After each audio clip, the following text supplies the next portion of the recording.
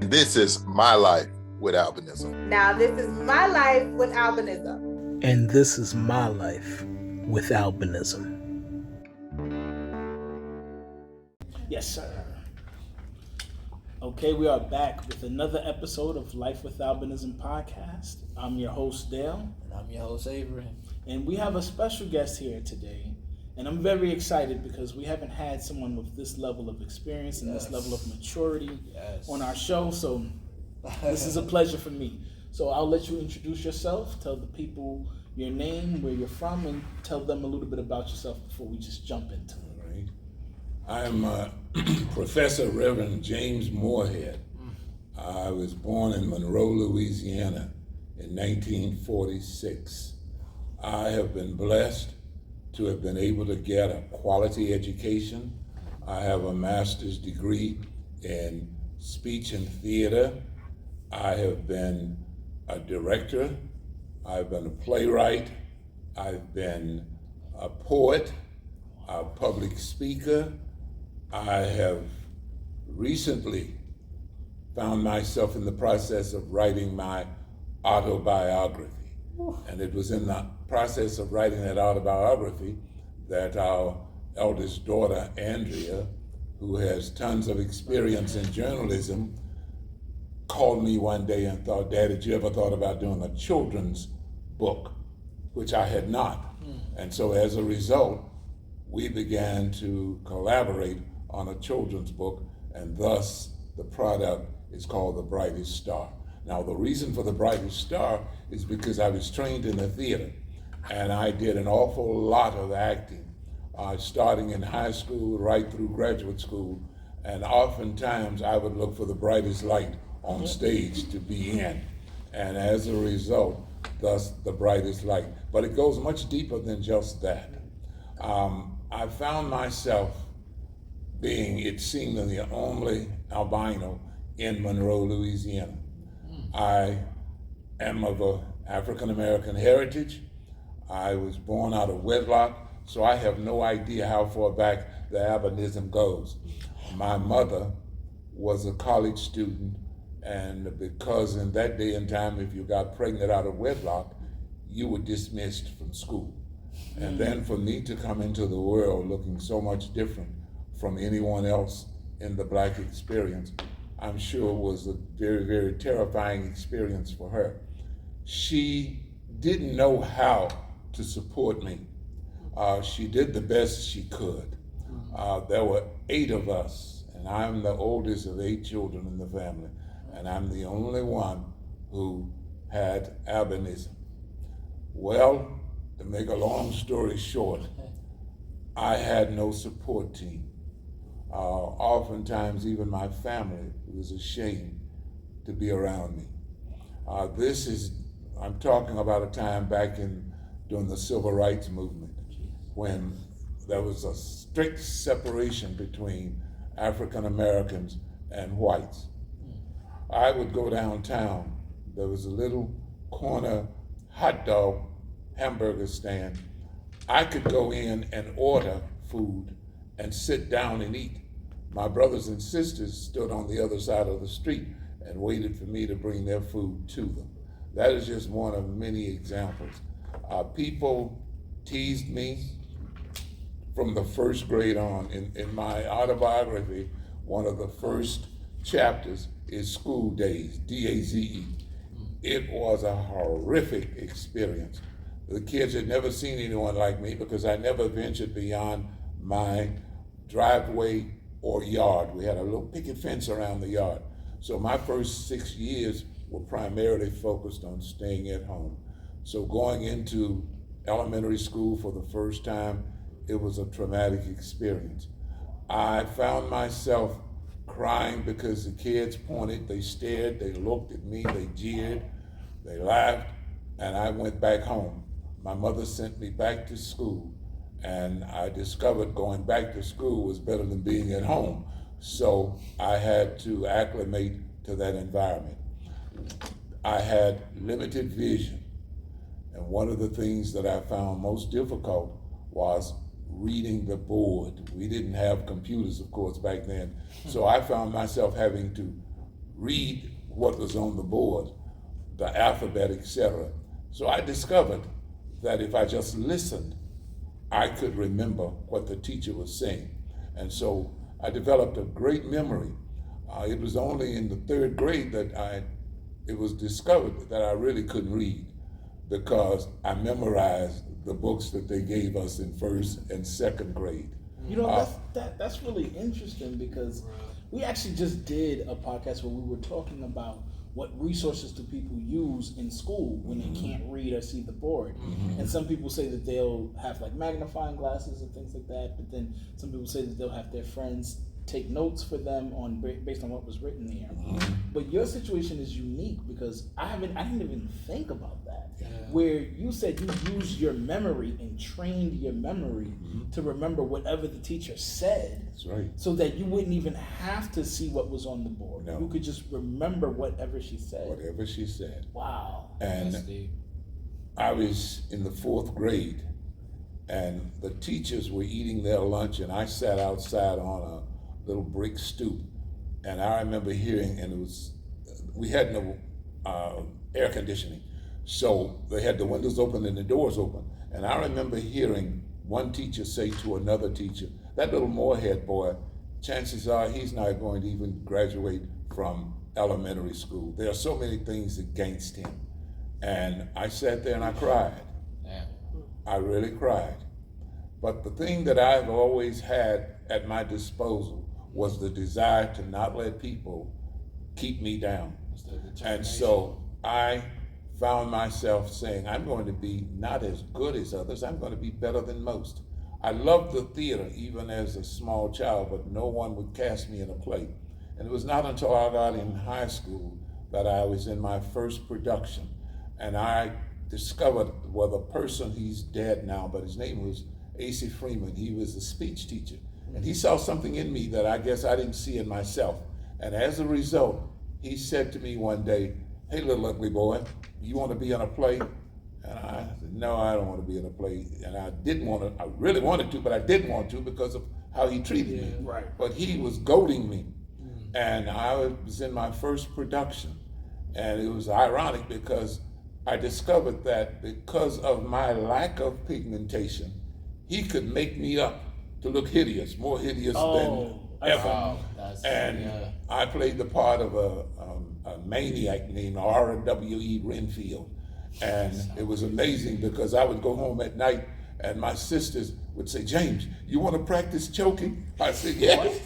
So I would pretend I was choking them to get more experience. But I remember opening night, I came home after the show was over. Let me just say this piece. I was introduced as his new find. And it was after the production was over, and it was a very successful production. I came home opening night, and my mother was sitting in the living room in the dark, and she said to me, "Honey, did the children laugh at you tonight?" I said, "Yes, Mama, they laughed, but they had to pay for the privilege." And that was my beginning of believing in myself. Now there's so much that you mentioned that I kind of want to unpack. Okay, go right ahead. So you mentioned growing up in the civil rights movement. This is going to be interesting because this is something we never could have talked about because we didn't have someone of your age and experience to talk about it. So you, and this may sound ignorant, but I don't know because I'm only 33. You grew up in a time where segregation was still going on, where like the white people drink from this fountain, the black people drink from this fountain. That was just a part of it. We had separate schools, separate churches, we had separate grocery stores. The thing that was interesting is the Italians would come into the black community and they would open stores. We could not go into the white stores. Stores like Piggly Wiggly, etc. We had to deal with our neighborhood stores for goods and services. It was very difficult for me because I was too black to be white and too white to be black. So I was segregated against by both. Wait, hold on. I think you confused me a second. All right. Wait, you said you was too white to be black. Okay, but too black to be white. Can you Now, elaborate? explain that second. Yes, please. There is a code in Louisiana, it still exists to be honest with you, where I think it's like if you had 1/16 of black blood in you, you were black. How would they know, though? Well, it was just kind of a unwritten code. And because I grew up in a black neighborhood, I was automatically considered black. But the irony of it is that they didn't know very much about albinism in those days and times. And so when I was away from my family that had pigmentation, I was considered white. Okay, so I got a few questions. That's all right. So you're saying that when you were with your family who did have normal pigmentation, and then you would go somewhere like, let's say, the grocery store or something like that, they wouldn't allow you into the white one because they would see you with the black family and then associate you with that. To some extent. Okay. The other part of it was the question, why are you all, the black folks, with this white boy? With this white boy, okay. Yeah. The other piece that is so important and is well worth mentioning is the fact that though I had no pigmentation, I had to go to black schools. And that made it difficult. How did that happen if in fact during those days they just went off of what you looked like? So how did albinism not give you the privilege to go to the white school? Because my parents told me this is the school you had to go to. Okay. So it's your parents. Right. Okay. You know, you're black, regardless of what you look like, you're still black. Yeah. So then what happened when you went to this black school and these teachers who don't see your parents but just see you, are they not like, hey, what is this white guy doing at our school? No, they never said that. Okay. And it's ironic, and I hope I'm not confusing you. They knew my mother. Oh, okay. And so they knew that I had come from black heritage. Okay, so they knew that they knew it. Yeah, okay. And you must understand that the teachers were all black. It was not a segregate. I mean, it was not an integrated school. And the teachers knew your mother. They knew my mother. So there was no fooling. No fooling there at all. Okay. So then my other question is this. I think you mentioned, and correct me if I'm wrong, that you would sometimes go into the white line to get your food for your siblings because if you were apart from them, they wouldn't know. They would not know. So there are times where you would use the albinism to your advantage by like going into the white line. Oh, absolutely. Talk about that. One of the things that I've told my wife and my daughters is more times than not, I believe with all of my heart that my albinism was a blessing. It was a door that was open to me. I remember so vividly when I started teaching at a high school in Oklahoma City, teaching theater. And I had been trained, as I said, in the theater before I went to graduate school. I did it through high school and through college. But I remember so vividly when I was the first African American to be hired at a predominantly white institution, a high school. And I used to wonder many times if these students see me as a black teacher or they see me as a white teacher. This became more and more important to me when I received my master's degree in the theater and I was hired at a white school, and it was a high school, and I used to wonder about the students, whether they never asked me, they just assumed. Yeah, so many people assumed, right. And the same thing happened when I came to Anderson, Indiana on the college level. I came from Odessa, Texas, and they, at that particular time, they never asked the color of your skin on those applications. No ethnicity was ever mentioned. So they assumed that I was African American. Well, when the person picked me up at the airport in Indianapolis, because Anderson was 45 miles away from Indianapolis, when he picked me up at the airport, he didn't know that I was truly black. And so we stood there looking at one another, and finally I walked over to him and I said, "Are you from Anderson College?" He said, "Yes." And his next comment was, "Are you James Moorhead?" Now here's the piece that's so funny. Coming from Texas, I dressed like a Texan. I had a cowboy hat on, I had a cowboy shirt on, I had blue jeans with a belt buckle on, and I had on boots, right? And he couldn't see my hair. And so he was shocked. The trip back to Anderson, Indiana from Indianapolis, Indiana was a very silent one for the most part. We talked only when he initiated it. We got to the school. Instead of him guiding me into the vice president's office, He walked in, and this is what he said to the vice president. Not what I found, but can you believe? No, not who I found, but let me tell you what I just found. Oh, He wow. was shocked. I was hurt, but I laughed it off. I was the first African American to be hired on a Christian college campus. And my students, I would tell them at the beginning of every semester, listen, I want you all to know, don't think that just because I have no pigmentation that I'm not black. I'm as black as they come on the inside. Yeah. And I wanted them to know that, but I think in spite of that, my success was hinged on the fact that they looked past my color. So what were some of the things that you would use to kind of signify to these people that you actually are black? Like, for those who doubted it, like when you're speaking to the kids at the college and they're like, "Oh, we don't think you're black." What do you say, or how do you prove that you are? I would tell them stories from my past. I would force them literally to watch black plays like A Raisin in the Sun with Sidney Poitier. I would give them examples of how to communicate with people who were not white. I had one little boy, bless his heart, he was from a town called Elwood, Indiana. And Elwood at that time was one of the strongholds for the Klan.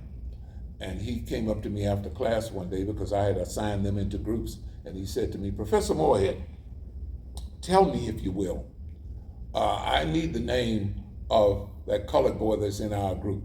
I said, what? He said, I need the name of that colored boy that's in our group. I said, that colored boy? I said, what color was he? And he said, well, you know, that black kid. I said, you know, one of the things about being in this school is that you learn to expand your knowledge. And the thing that you need to know is that we don't use the word colored anymore. He's African American.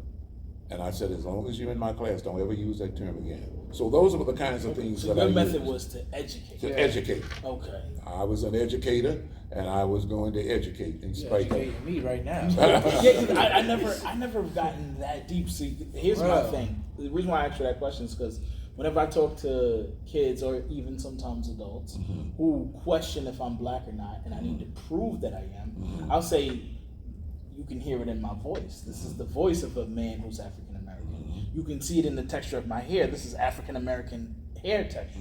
You can see it in my nose. This is a black man's nose.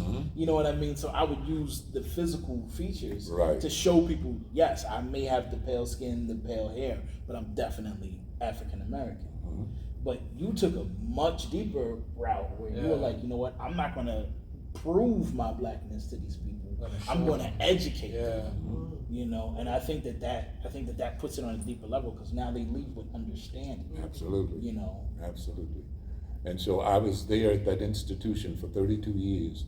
I graduated a full tenured professor.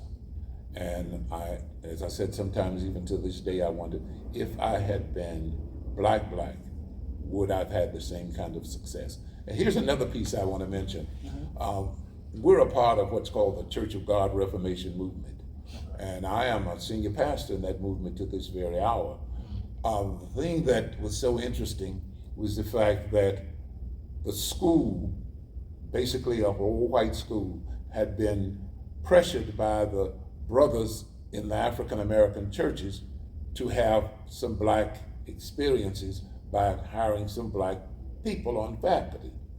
Well, the school said we will consider that. We just can't find any. Well, they hadn't really looked hard enough, because I had a friend that mentioned to me that the Anderson University, which was Anderson College at the time, was looking for some black professors. And I said, well, send me an application. He didn't tell them that I was an albino. So they assumed when I came to the school to apply that I was black. Well, they soon discovered that I was not. Well, the president was a wonderful man at that time, and he called some of the black pastors in the movement and said to them, we want to hire Professor James Moorhead, but what we want to know, and he never used the word albinism, he said, but his skin is very fair, and we want to know, will he be black enough for you all? Why? Jesus Christ. I don't even know if I can say that word. And they told him, all you got to do is look at his voice, listen to his voice, as you said. Look at his hair, look at his lips, his nose, and you will know he's black. All right, so before we close out, tell the people where they can find your book if in fact they want to purchase. The Brightest Star is on Netflix, not Amazon. Netflix, on Amazon. And you can get it at Amazon. The cost for a hardback is $20. The cost for a softback is $15. It's a brief survey of my life. And I just want to show, if I can, and I hope that it'll come across.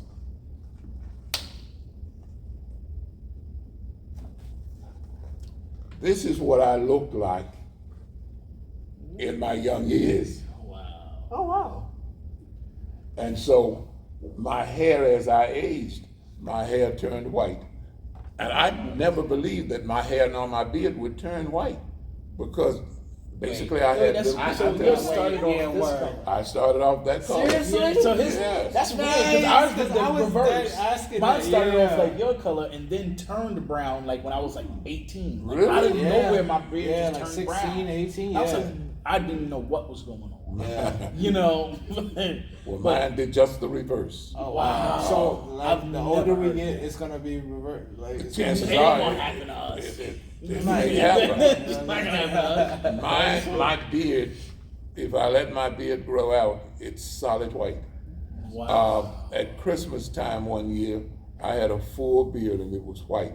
And people Santa said, Claus? you ought to play Santa Claus. Yeah, I know it. I went right home and My shaved job it did that off. to me. My job did that to me. I had to play Santa Claus every year. Yeah. But whatever, it worked. But you know, but I want to thank you for Very, coming to very our much. show.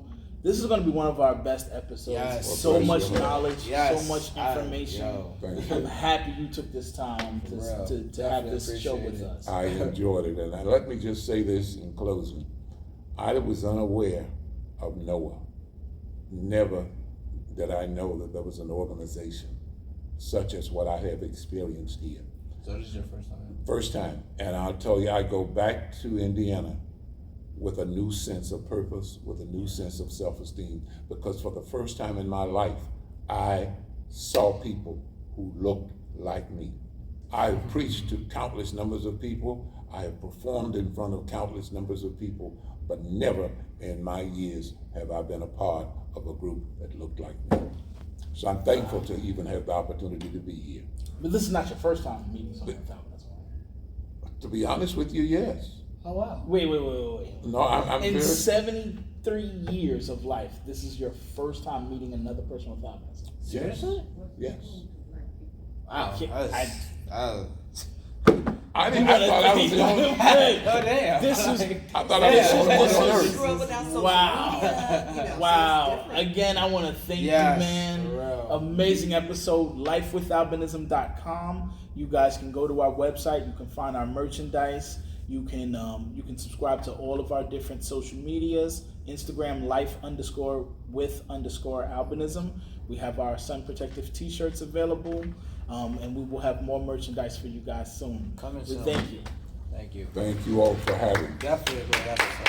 Oh, man. You enlightened me so much. I was like, man, I hope I get his age. Like, Amazing.